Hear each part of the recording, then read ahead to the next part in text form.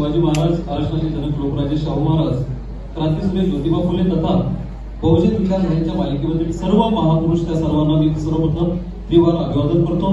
तसेच मंचावर उपस्थित आजच्या कार्यक्रमाच्या अध्यक्षा तथा प्रमुख मार्गदर्शक आमची आई, आमची अंजलीताई आंबेडकर, तसेच भारत बहुजन महासंघाचे माजी प्रदेशाध्यक्ष तथा पार्लमेंटरी बोर्ड सदस्य माननीय अशोक भाऊ सोनवणे, तसेच या राज्याचे उपाध्यक्ष माननीय धैर्यवर्धनजी फुंडकर सर, फुले शाहू विद्वत सभेचे प्रदेशाध्यक्ष आदरणीय निकाळजे सर, तसेच आमच्या नेहमीच आम्हाला सक्रिय सूचना देत असलेल्या, मार्गदर्शन देत असलेल्या आमच्या राज्याच्या महिला उपाध्यक्षा आदरणीय सविताताई मुंडे, आमच्या जिल्ह्याचे अध्यक्ष ज्यांनी खरं तर मला इथपर्यंत येण्यासाठी खूप सहकार्य केलं, वेळोवेळी मार्गदर्शन केलं आणि प्रत्येक कार्यक्रमाच्या बिहाइंड द कर्टन्स जी भूमिका राहिलेली आहे असे आमचे निलेशजी जाधव साहेब, तसेच आमचे जिल्ह्याचे महासचिव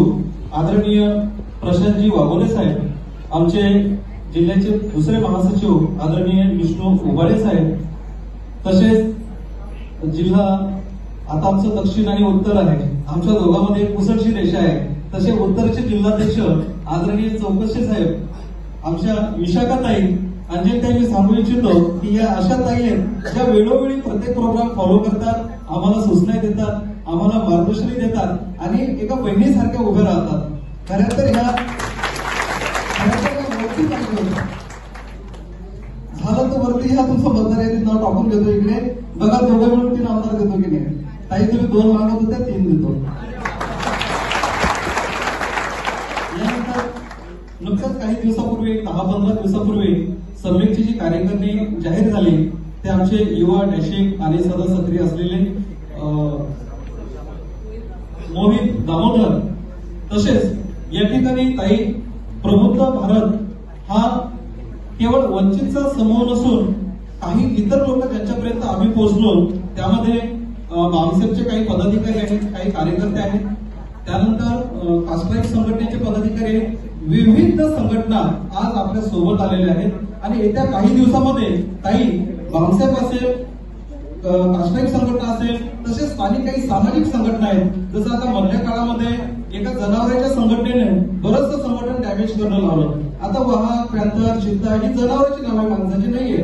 मला कोणाला दुखवायचा हेतू नाही, परंतु ताई मी या मंचावर तुम्हाला शब्द देऊ इच्छितो की त्या पॅन्थरला पिंजऱ्यात टाकायचं असेल तर तुम्ही फक्त या सतीश भाऊला एकदा आदेश देऊ नका।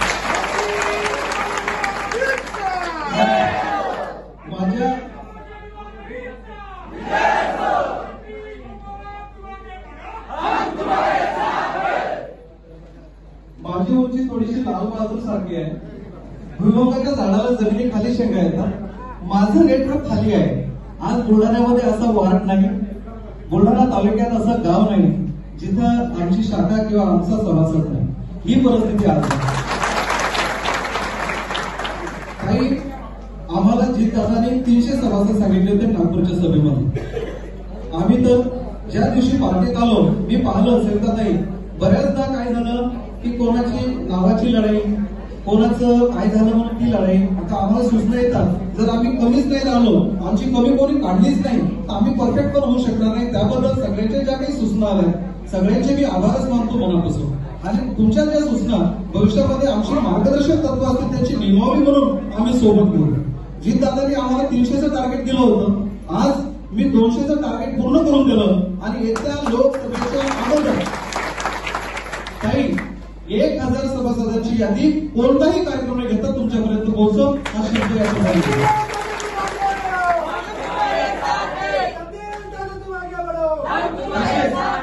यासोबत आम्ही युवा आघाडीच्या वतीने या ठिकाणी मेजर लक्ष्मण साळवे साहेब आहेत, आमचे पारवे सर आहेत, आमचे जाधव सर आहेत, परमेश्वर गवई आहेत, आमचे ज्येष्ठ मार्गदर्शक बीटी इंगळे साहेब आहेत, इकडे आमचे विधी सल्लागार अमर इंगळे साहेब आहेत। आम्ही एक बैठक घेऊन एक विचारविनिमय करून आता पक्षाला या कार्यक्रमाच्या निमित्ताने परत एक बळकटी द्यायची, हा वंचितांचा पक्ष आहे तो कुठे कमी पडता कामा नये, त्यासाठी आम्ही या लोकसभेच्या पूर्वी तुम्हाला 5 लाख रुपये देण्याचं सुद्धा या ठिकाणी तयारी केलेली आहे।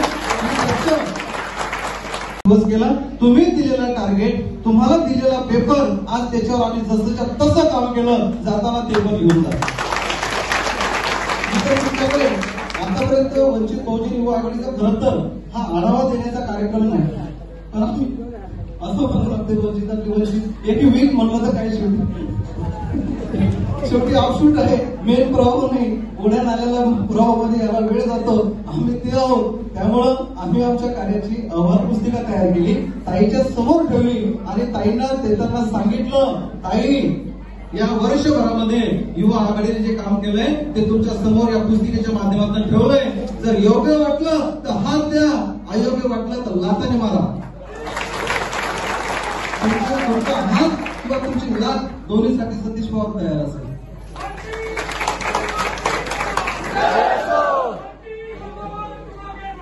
हम तुम्हारे साथ हैं, सतीश पवार के साथ. येत्या या 4 दिवसामध्ये आम्हाला सगळ्यांना माहित आहे की आपली हॉट सीट आहे अकोला आणि सगळं कुटुंबीय त्या ठिकाणी पूर्ण ताकदीनं कामाला लागलेले आहे. आम्ही त्या दिवशी सुजात दादांना बोललो, अक्षरशः तासभर आम्ही कोणालाच बोलत नव्हतो. नाही सुजात दादांना बोलून ज्यावेळेस आम्ही वापस आलो, तासभर आम्ही एकमेकाला बोलत नव्हतो, आम्ही आवाज झालो होतो. आम्हाला असं वाटायचं की सोशल मीडियावर जे काही लोक दाखवतात, इतर माध्यमातून दाखवतात, तसं नाहीये. वास्तव वेगळं आहे. झपाटून आंबेडकरी कुटुंब कामाला लागलेले आहे, झपाटून. आणि आम्ही कुठे आहोत ज्यावेळेस आम्ही येताना समीक्षा केली, आम्ही सगळे एकमेकांकडे वागण्यासारखे पाहत होतो. आमच्याकडे एवढा ब्रँड असताना, हा घराणा असताना आमचा माणसाचा माकड झाला, आम्हाला पता कसा नाही झाला. कोण आहे आमच्याकडे तुम्ही सांगा, कोण आहे आमच्याकडे ज्यावेळेस हा घराणा नसेल? या घराण्याशिवाय आम्ही आमच्या अस्तित्वाची कल्पना तरी करू शकतो का? या देशामध्ये चाललंय काय? 22 तारखेला रामाच्या मंदिराचं उद्घाटन होते. मला कोणाच्या भावना दुखवायच्या नाही, कृपया समजून घ्या. कारण या ठिकाणी इतर संघटनेचे सुद्धा माझे जे अनुयायी किंवा समर्थक आहेत ते सुद्धा या ठिकाणी आलेले आहेत. मला धर्मावर बोलायचं नाही, परंतु हा देश संवैधानिक दृष्ट्या धर्मनिरपेक्ष आहे. आणि ज्यावेळेस कोणत्यातरी एका धर्माची आस्था असलेल्या देवाचं इतकं मोठ्या ब्रँडिंग आणि जाहिरात पाहिजे होते, त्यावेळेस असं वाटतंय की आता प्रजासत्ताक हा धर्मसत्ताक होतो की काय, ही वाटचाल त्याच्याकडे झाली की काय. यावेळेस तुम्हाला एक बाब दिसून आली असेल सविताताई, 26 जानेवारीची जाहिरात नाही, 26 जानेवारीची चर्चा नाही, सर्व ती चर्चा होती 22 जानेवारीची. 22 जानेवारी हा प्रजासत्ताकला काउंटर करणारा कार्यक्रम, धर्मसत्ताक देशाने आता यावेळेस आणला. तुम्ही सगळ्यांनी पाहा, आता जर आम्ही जागे झालो नाही तर अभि नाही तो कभी नाही. आमचे माकडे ते कुठं जमा करतील पताही चालणार नाही. 22 तारखेला राम मंदिराचं उद्घाटन होते. 23 तारखेला महाराष्ट्राचा जो मागासवर्गीय आयोग आहे याचं पत्र काढतो जनगणनेचं की मराठ्यांच्या ओबीसी नोंदी आहेत की नाही अशोक भाऊ, त्या नोंदी तपासा. नोंदी कुठे तपासल्या पाहिजे? जिथं हरवलं तिथं. हरवलं मुंबईत शोधतात अकोल्यात, हरवलं अमरावतीला शोधताय नागपूरमध्ये. अहो, जर ओबीसी समूहामध्ये ज्या जाती मोडत आहेत त्या जातीशी तुमचा संदर्भ जोडायचा असेल किंवा तो तपासायचा असेल तर तुम्ही ओबीसीच्या जाती तपासा, त्यांच्या घरोघरी जा, तहसीलदारच्या रेकॉर्डमध्ये जा, कलेक्टर ऑफिसला जा. परंतु तुम्ही इतर जाती समुदायाचे सुद्धा मोजमाप त्या ठिकाणी करणं सुरू केलं आणि त्या ठिकाणी आमचे पडगाम सर आहेत, त्यांनी एक बाब माझ्या लक्षात आणून दिली का सर की या ठिकाणी ज्यावेळेस तुमचा महार म्हणून ज्यावेळेस तुमचा उल्लेख होतो त्यावेळेस तुम्हाला हिंदूच्या परत चातुर्वर्ग व्यवस्थेमध्ये 14 ऑक्टोबर 1956च्या पूर्वीच्या टप्प्यात निवडून बसवल्या जाते. मी परत एकदा तुमची क्षमा मागेल, मी जातीवर किंवा धर्मावर बोलत नाही, परंतु वास्तव तुमच्या पुढे मांडण्याचा प्रयत्न करतो. कारण या देशाची धर्मनिरपेक्ष ही जी संकल्पना आहे ती आमचे आराध्य, आमचे सर्व काही डॉक्टर बाबासाहेब आंबेडकर यांनी ठेवलेली मांडलेली संकल्पना आहे, तिला बाधा बोलता नाही. अशा पद्धतीने एक तर तुम्ही त्या चातुर्वर्ग व्यवस्थेचा शेवटचा भाग व्हा, नाही तर तुम्ही ओपन मध्ये चालल्या जा. ओपनच्या भीतीने सविताताई तुमच्या मतदारसंघातल्या बरेच लोकांनी स्वतःला हिंदू मध्ये करून घेतलं. का? आम्हाला फोन आले, आम्ही अरे बाबा थांबा, आम्ही तो सर्वे थांबवतोय, तुमच्यासाठी आम्ही रस्त्यावर उतरणार आहे, आमची राज्य कार्यकारिणी कामाला लागलेली आहे, धोरणात्मक भूमिका घेतल्या जाणार आहे. युवा आघाडीच्या प्रदेश महासचिवांनी त्यांना नोटीस सुद्धा बजावली आहे, आम्ही सुद्धा कलेक्टर सोबत बोलून झालेलं आहे, याच्यावर काहीतरी निर्णय होणार आहे, थांबा. परंतु बरेचसे लोक अज्ञानाच्या पोटी त्यामध्ये जाऊन त्यांनी स्वतःची नोंदणी करून घेतली आणि भाजप आरएसएसच्या आयटी सेलने जे काही मेसेज पाठवले की ही आपल्यासाठी दोघांची घंटा नाहीये, ही मोदी तुमची नाहीये. महाराष्ट्र मागासवर्गीय आयोगाला महारांची किंवा बौद्धांची मोजणी करायचे अधिकार नाहीये असे काही तर्क वितर्क लोकांसमोर टाकले आणि आमचे बहादूर मात्र तेच मागून पुढून व्हॉट्सअपवर पाठवत होते. कोणीही स्वतःच्या पूर्वीचा विचार करत नव्हतं. वंचित बहुजन युवा आघाडीनं महाराष्ट्र जिल्हा तालुका पातळीवर आवाज उठवला आणि मागासवर्गीय आयोगाला ते पत्र रिवाईज करावं लागलं आणि ऍक्ट मध्ये अमेंडमेंट करावं लागली. हे सगळं आम्ही पाहिलं. जर तुम्ही आम्ही सजग असाल, तुम्ही आम्ही जागरूक असाल तर मित्र, कायदा हा झोपलेल्या माणसाला कधी मदत करत नाही, तो फक्त जागी असलेल्या माणसाला मदत करतो. लक्षात घ्या. म्हणून आम्हाला जागा व्हावं लागलं. बऱ्याचदा असं आमचं होतंय, आमच्याकडे आरपीआयचे पण काही मित्र आम्हाला जुळलेत भाई, आरपीआयचे पण लोक जुळलेत. त्यांच्या भाषणात एक बातमी एक वाक्य आवर्जून पाहतो, ते असं असते, घटनेला हात लावलं हात छाटून टाकतो. अरे बाबा, घटनेत किती अमेंडमेंट होऊन राहिल्या, काय चाललंय, तू कुठे हात छाटतो, तू आहे कुठं, तुझ्या घरात तरी संविधान आहे का, परिस्थिती काय आहे. या परिस्थितीचं गांभीर्य आम्ही लक्षात घेतलं पाहिजे. तरी सुद्धा आता ही वेळ बाकीचं बोलण्याची नाही, त्यामुळं मान्यवरांना वेळ मिळावा त्यासाठी मी आपलं मनोगत या ठिकाणी थांबवतो आणि परत एकदा आपण सगळ्यांना जाहीर आवाहन करतो की लोकसभेच्या पूर्वी 1000 सभासद ताईकडे पोहोचायचे. कोणताही कार्यक्रम न घेता याची दखल घ्या. कारण प्रत्येक ताई, सविताताई तुम्ही म्हणताय तसं की एखाद्या छोट्या गावात पण ताई कार्यक्रम देतील, त्यांना वेळ उरेल का. आपण प्रॅक्टिकली तपास आहे, नाही होणार नाही, कसं शक्य होईल. जिल्ह्याच्या ठिकाणी घ्या, विधानसभा क्षेत्रात घ्या. तुम्ही जर कातळ गल्लीत घेत बसले तर दिल्ली कुठं गल्लीत आणून ठेवता. अरे गल्ली दिल्लीकडे घेऊन ना, बघा तुम्ही प्रॅक्टिकली बघा बरं का. माझं काही मत नाही त्याच्यावर, शेवटी तुम्ही मोठी लोक आहात, पण मला ते काही प्रॅक्टिकल वाटत नाहीये. आपण विधानसभा लेवलला करूया आणि आपण मात्र युवा आघाडी आपला या ठिकाणी आरंभाचा कार्यक्रम झालेला आहे, सुरुवात झालेली आहे. आता आपण पुढे कोणत्याही कार्यक्रमाची वाट न पाहता 1000 सभासद लोकसभेच्या अगोदर आणि 10,000 सभासद दिवाळीच्या अगोदर ताईकडे नेऊन द्यायचे. जसं मी तुम्हाला सांगितलंय, ताई आमच्या सगळ्या कर्मचाऱ्यांनी, आमच्याकडे गरीब माणसांनी या ठिकाणी, तुम्ही त्या दिवशी उत्तम पैठणे काकांचं नाव सांगितलं, त्यांच्या सगळं जे काही वयोवृद्ध लोक आहेत या सगळ्यांनी वर्गणी जमा करून कंट्रीब्युशन करून आज यांचे 1 लाख रुपये वेगळे आणि 50,000 रुपये पक्षाचा निधी वेगळा असे पैसे आम्ही या ठिकाणी घेऊन आलो आणि लोकसभेच्या पूर्वी 5 लाख रुपये ताईंना देणार असा संकल्प आम्ही या ठिकाणी करतो.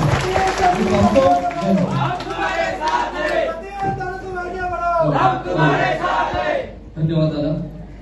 डॉक्टर बाबासाहेब आंबेडकर म्हणतात, शिका, संघटित व्हा आणि संघर्ष करा.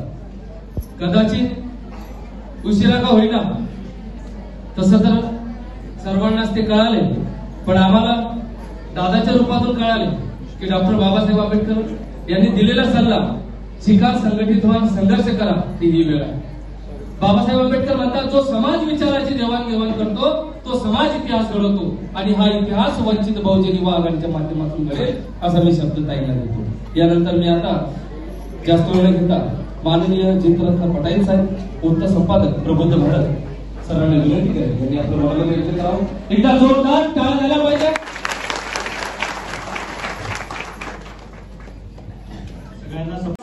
समता आणण्याची जिद्द देणारे विचार ज्या ज्या महामानवांनी आपल्यापर्यंत पोहोचवले त्या सगळ्या महामानवांना माझं अभिवादन. आणि आज त्या चांगल्या प्रबुद्ध भारत वाचक मेळाव्याला मला तुमच्याकडे बोलण्याची संधी दिली त्याच्याबद्दल त्याचे आयोजक सतीश पवार यांचे खूप खूप धन्यवाद. मला सुरुवात करतानाच सतीश पवारांचं 2 गोष्टींबद्दल खूप कौतुक करायचं आहे. एक म्हणजे ते गेले 6 महिने मागे लागले होते की प्रबुद्ध भारत वाचक मेळावा घ्यायचा आहे, पण आम्ही सगळ्या ठिकाणी प्रबुद्ध भारत वाचक मेळाव्याची अट टाकली होती की 300 वर्गणीदार केले तर आम्ही प्रबुद्ध भारत वाचक मेळाव्याला येऊ. त्यात पैसा हा मुद्दा गौण होता, पण जास्तीत जास्त लोकांपर्यंत प्रबुद्ध भारत पोहोचेल ह्याची खटपट किती आयोजक करतायत हा बघण्याचा त्याच्या मागचा हेतू होता आणि ते सतत जितरत्नच्या संपर्कात होते. शेवटी त्यांचा एकामध्ये फोन आला जितलांना की जितभाऊ लोकसभेच्या निवडणुका येत आहेत, अजून लांबत गेलं तर पुढचे 4-5 महिने वेळ मिळणार नाही, आमचे 300 होत आले आहेत, पण प्लीज ताईंना सांगा की तारीख द्या. शेवटी आम्ही ठरवलं की खरंच 3 महिन्यात लोकसभेच्या निवडणुका सांगतील. मी अकोला सोडू शकणार नाही, त्यामुळे आता आपण जाऊन यावं. आमंत्रण घेऊन जेव्हा सतीश आले तेव्हा त्यांनी अत्यंत प्रामाणिकपणे सांगितले की ताई मी तुमची तारीख घेतली, मी असं म्हटलं होतं की माझे 300 पूर्ण होतील पण अजून झाले नाहीये, पण मी निश्चितपणे पुढच्या 2 महिन्यामध्ये ती 300ची संख्या पूर्ण करेन. याच्यापेक्षा मला त्यांचं कौतुक एका वेगळ्या कारणासाठी करायचंय. त्यांनी सुरुवातीला सांगितलं की युवक आघाडीचं 1 दिवसाचं आपला ट्रेनिंग प्रोग्राम हा मुंबईला झालेला होता आणि तिथे ते आले होते. आणि त्या ट्रेनिंग प्रोग्राम मध्ये मी सगळ्या जिल्हाध्यक्ष आणि महासचिवांकडनं पुढच्या युवक आघाडीचं काम काय आहे, जबाबदाऱ्या काय आहेत, युवक आघाडीच्या कामाची दिशा कसली असली पाहिजे हे करत असताना त्यांना काही टार्गेट दिली. त्यांनी पक्षाच्या संदर्भात त्यांचं काम काय झालं पाहिजे, प्रबुद्ध भारतच्या संदर्भात काय झालं पाहिजे, सोशल मीडिया कशा पद्धतीने उभी केली पाहिजे, पक्षाचे सभासद कसे करून घेतले पाहिजेत, शाखा कशा निर्माण झाल्या पाहिजेत, ह्या सगळ्याची आम्ही चर्चा केली. सगळ्या युवक आघाडीच्या अध्यक्षांनी आणि महासचिवांनी मिळून ठरवलं की पुढच्या 1 वर्षासाठी आमची उद्दिष्ट काय असणार आहे. ती मी दिली नाही, ती निलेश विश्वकर्मांनी दिली नाही, ती राजेंद्र भाऊंनी दिली नाही. त्या सगळ्यांनी एकत्र बसून ठरवलं की पुढच्या 1 वर्षाची आमची उद्दिष्ट काय असणार आहेत आणि त्याचा त्यांनी आराखडाही तयार केला. पुढच्या 3 महिन्यात आम्ही काय करू, पुढच्या 6 महिन्यामध्ये आम्ही काय करू आणि वर्षभरामध्ये आपण काय पूर्ण करू. दिलेल्या आश्वासनांपैकी जवळजवळ 70-80% नियोजन पूर्ण करणारा बुलढाणा आणि अकोला हे 2च युवक अजून कदाचित असतीलही, पण माझ्याकडे अहवाल आलेले हे 2च जिल्हे. कोणी अजून पूर्ण केले असतील तर त्यांच्यावर अन्याय नको म्हणून मी खुलासा करते. केवळ कौतुक ह्याच्याबद्दलही करत नाही. हे सांगत असताना त्यांनी जे वाक्य मला त्या अकोल्याला आमंत्रित द्यायला आले होते त्यावेळेला त्यांनी एक वाक्य म्हटलं. ते असं म्हणाले आणि ते माझ्या डोळ्यात झणझणीत अंजन घालणारं होतं. तिथे ते प्रशिक्षक झाले होते आणि मी खरं म्हणजे त्यांचे विद्यार्थी झाले होते. ते असं म्हणाले की ताई फक्त टार्गेट देऊन फक्त का हो, त्या टार्गेट प्रमाणे लोक काम करतात की नाही हे कोणी बघायचं. तुम्ही आम्हाला मुंबईच्या ट्रेनिंग मध्ये टार्गेट दिलं, काय केलं पाहिजे हे सांगितलं, पण त्याच्यानंतर एकही आम्हाला फोन नाही की तुमचं काम कसं चाललंय, तुम्ही दिलेल्या कामाकिती पुढे काही झालं का, तुम्हाला काही अडचणी आल्या का आणि अडचणी असल्या तर आम्ही काही मदत करू शकू का. नुसतं ट्रेनिंग घेऊन आणि टार्गेट घेऊन भागणार आहे का. आमच्या डोक्यावर बसून आम्ही काम करतोय की नाही बघणं ही सुद्धा तुमची जबाबदारी आहे. आणि ते मला त्यांचं वाक्य खरंच खूप आवडलं. आपण खूप वेळा नियोजन करतो आणि त्याचा पाठपुरावा करत नाही. आणि मला असं वाटतं की आंबेडकरी चळवळीतल्या सगळ्या संघटनांची ही एक खूप मोठी उणीव आहे किंवा शोकांतिका आहे की आपले इरादे भक्कम असतात, आपण अनेक गोष्टी बोलतो, भाषणांमध्ये नावं घेतली, पण सगळे विचारमंचावर उपस्थित असलेले सगळे सन्माननीय सहकारी आणि कुठल्याही आंबेडकरी चळवळीतल्या कार्यक्रमाला जो एक अर्थ प्राप्त होतो, लोकांच्या छातीत धडकी भरते, ती केवळ समोर असलेल्या आंबेडकरी समूहामुळे मिळते आणि त्याच्यामुळे या तुम्हालाही सगळ्यांचं कौतुक करतो. मूकनायक हे बाबासाहेबांनी सुरू केलेलं पहिलं नियतकालिक होतं आणि त्या नियतकालिकाची सुरुवातच बाबासाहेबांनी संत तुकारामांच्या एका अभंगापासून केली होती. काय करू आता धरून या भीत, निशंक तोंड हे वाजळी, नवे कोणी जगी मुखी याचा जाण, लाजून नवे हित. आपण गप्प बसलो, आपण आवाज केला नाही, आपण बोललो नाही, आपण आपल्या वरच्या अन्यायाबद्दल ठामपणाने आपणच आवाज उठवला नाही तर आपला कोणीही वाली नाहीये हे करण्याची गरज आहे. आणि आपल्याबद्दल, आपल्या समूहाबद्दल, आपल्या राजकीय आकांक्षाबद्दल, आपल्यावरती होणाऱ्या अन्यायाबद्दल, आपल्या काढून घेतलेल्या जाणाऱ्या विकासाच्या संधींबद्दल आपणच ठामपणाने बोललं पाहिजे. आणि तो बोलण्यासाठी माध्यम लागतो. तुमच्या हातामध्ये वर्तमानपत्र नसली, तुमच्या हातामध्ये माध्यमं नसली, तुम्ही कितीही वैचारिक असा, तुम्ही कितीही प्रामाणिक असा, तुमच्यावरती तुमचं चारित्र्य हनन करण्यासाठी किंवा तुमचा आवाज दाबण्यासाठी इथली प्रस्थापित मीडिया ही कायमच टिकून राहिलेली असते, ती त्याच्याच वरती केलेली असते. गेले 2 दिवसामध्ये बाळासाहेबांच्या बद्दल जी काही टीका फेसबुकच्या माध्यमातून आणि सोशल मीडियातून चाललेली आहे ते त्याचं एक उत्तम उदाहरण आहे. हे सोशल मीडियाकडे मी जरा नंतर येते, पण सहज गंमत म्हणून अकोल्यातला माझा अनुभव सांगते. लग्न झाल्यापासून प्रत्येक लोकसभेच्या निवडणुकीला मी अकोल्यामध्ये असते. 1 महिना रजा घेऊन मी आधी येत होते. पूर्ण 4.5 पावणे 5 वर्ष बाळासाहेबांना कव्हरेज देणारी अकोल्यातली वर्तमानपत्र निवडणुकीच्या 1 महिन्यामध्ये इतकी गप्प असतात की आपल्याला पेपर वाचताना शंका यायला लागते की अरे आपण निवडणूक लढवतोय का, आपण निवडणूक लढवतच नाही आहोत. इतका भारी बहुजन महासंघ किंवा वंचित बहुजन आघाडी किंवा बाळासाहेब आंबेडकर सगळ्या वर्तमानपत्रातनं गायब असतात. त्या काळी सोशल मीडियाही नव्हती, त्यामुळे शेवटी हँडबिल्स करा, ती घरोघरी नेऊन पोहोचवा. हे करत असताना सुद्धा आपण लोकसभेला टक्कर देत राहिलो. जिल्हा परिषद 25 वर्ष आपण आपल्या ताब्यामध्ये ठेवली आणि 25 वर्ष जिल्हा परिषदेची सत्ता आपण आपली कोणीही काढून घेतली नाही.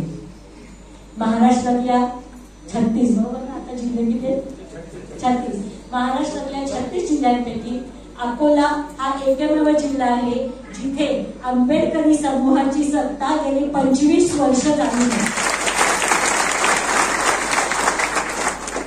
हा टाळ्या वाजवण्याचा नाहीये मुद्दा, कारण माझा पुढचा प्रश्न वेगळा आहे. ते बुलढाण्यात का होत नाही?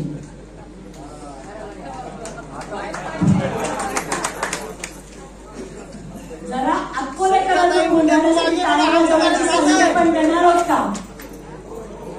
अकोलेकरांना बुलढाण्यासाठी टाळ्या वाजवण्याची संधी आपण देणार आहोत का?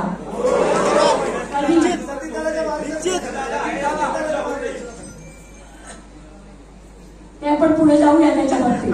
पण पहिल्यांदा आता निर्धार करणार का की बुलढाण्यातली जिल्हा परिषद, येणारी बुलढाण्याची जिल्हा परिषद ही वंचित बहुजन आघाडीची असेल? नक्की असेल. मग त्याच्यासाठी काय करावं लागतं? कधी तुम्ही अकोलेकरांची चर्चा करीत अकोला पॅटर्न विषयी काय सांगतात? मग ते अकोल्यामध्ये सर्व कार्यकर्ते, सर्व जाती धर्माचे सर्व लोक तिथून पडतात. सर्व जाती धर्माचे लोक तिकीट द्यायचं असलं जिल्हा परिषद मधलं कोण्या सर्कल मध्ये द्यायचं तर त्या सर्कल मधल्या पूर्ण कार्यकर्त्याला सहवासात धरून सगळ्या तिकीट दिलं जातं. अगदी बरोबर आहे. पण एकदम आपण सत्यात पोहोचलो का हो? बाळासाहेब कितीदा तरी अकोल्यातल्या निवडणुका हारलेले आहेत, तरी लोकांनी जिद्द सोडली. आपण 93 पासून निवडणुका लढवतोय ना, 92-93 पासून सुरुवाती 92-93 पासून आपण निवडणुका लढवतोय. पहिल्या 2 जिल्हा परिषदेमध्ये आपले फक्त 2 किंवा 3 सभासद निवडून येत होते. 25-26चा आकडा आपण गाठत नव्हतो. लोकांनी सोडून दिलं का पक्षाला निवडून येत नाही म्हणून? किती वर्षात धरला? 81 सालापासून 83 सालापासून बाळासाहेब अकोला जिल्ह्याची बांधणी करतायत. कितीदा तरी अपयश आलं तरी तिथले कार्यकर्ते, तिथला बौद्ध समाज, तिथला आंबेडकरी समूह निराश आली म्हणून सोडून गेला. आणि आपण काय करतो? एका निवडणुकीमध्ये पराभव वाटायला आला की जातो मागे. काय बाबा बाळासाहेबांनी काँग्रेसची युती, चर्चा सुरू करतो. आपल्या विरोधातला प्रचार करायला विरोधी पक्ष लागतच नाही, कारण आपल्याबद्दलचा संशय हा आपणच निर्माण करून ठेवलेला असतो. आज इथे कोणीतरी म्हटलं की सुजातदादाच्या नेतृत्वात पुढच्या निवडणुका लढवू. या सुजातदादांची मुंज झाली, ह्याची कुजबूज मोहीम आपल्या समाजाने किती वर्ष चालवली? बरीच वर्ष चालवली. जेव्हा RSSच्या विरुद्ध आणि आभाविप विरुद्ध सुजातनी आंदोलन करायला सुरुवात केली तेव्हा पहिल्यांदा ती कुजबूज थांबली. बरोबर आहे? ते किती साल होतं? 15-16. म्हणजे जवळजवळ 20 वर्ष ही चर्चा चालवली कोणी? आपल्याच लोकांनी चालवली ना. ती काय बहुजनांनी चालवली का मराठ्यांनी चालवली? आपणच चालवली. मग आपणच आपल्याबद्दल संभ्रम निर्माण करणार असू, आपणच आपल्या कुजबूज मोहीम चालवणार असू, आपणच बाळासाहेबांच्या भूमिकांवरती प्रश्नचिन्ह उठवणार असू, तर काय काय त्याच्यामध्ये अर्थ आहे? आपण निवडणुका कशा जिंकणार आहोत? आणि आपल्याला निवडणुका जिंकायच्या असतील तर जी जी कृती पक्ष करतो, जो जो निर्णय बाळासाहेब घेतात, जो जो निर्णय रेखाताई घेतात, ज्या ज्या गोष्टी पक्षातर्फे केल्या जातात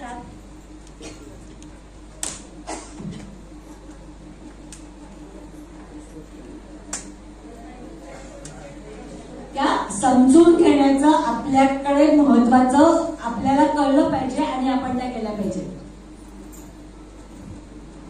बाळासाहेबांच्या अनेक भूमिकांबद्दल आपल्यातल्या कुजबूज मोहिमेतला एक भाग होता पंढरपूरच्या मंदिराबद्दल. बरोबर आहे, आपल्यातल्या किती लोकांनी आपापसात कुजबूज केली त्याच्याबद्दल? सगळ्यांनीच. आता त्याच्यानंतर आपली भूमिका काय होती हे किती लोकांना समजलं?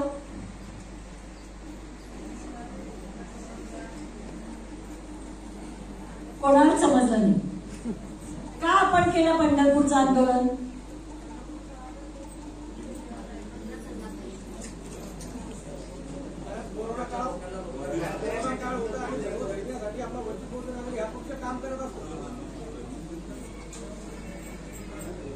मी आता हा प्रश्न अशासाठी विचारते की त्यावेळेला बाळासाहेबांनी प्रबुद्ध भारतच्या फेसबुक पेजवरनं, प्रबुद्ध भारतच्या छापील अंकातनं आणि वंचित बहुजन आघाडीच्या फेसबुक पेजवरनं आणि बाळासाहेबांच्या फेसबुक पेजवरनं सुद्धा त्याची भूमिका आलेली होती.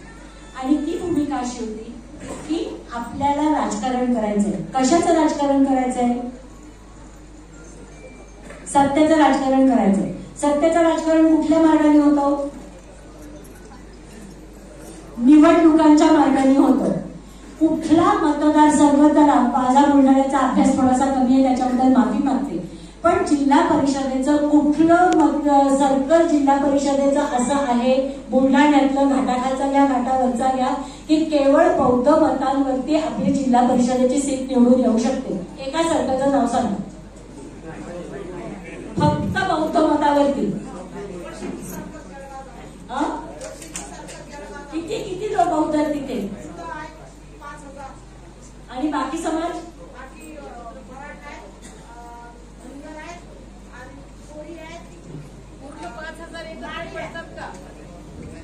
पूर्ण 5,000 मत एका जागी पडतात.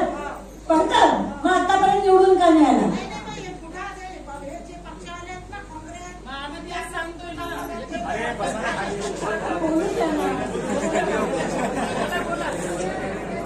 त्या ताईंनी बरोबर उत्तर दिलंय. बौद्धांची संख्या जास्ती असूनही आपण निवडून येत नाही, कारण आपलेच लोक इतर पक्षांच्या तिकिटावरती उभे राहतात, आपली मतं फुटतात आणि इतरांची मतं तर आपण मिळवायलाच जात नाही.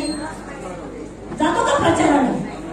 लोकांना माहिती असतं की आपलं मत वंचित बहुजन आघाडीला जाणार आहे, तरी भाजप येते ना तुमच्याकडे प्रचाराला?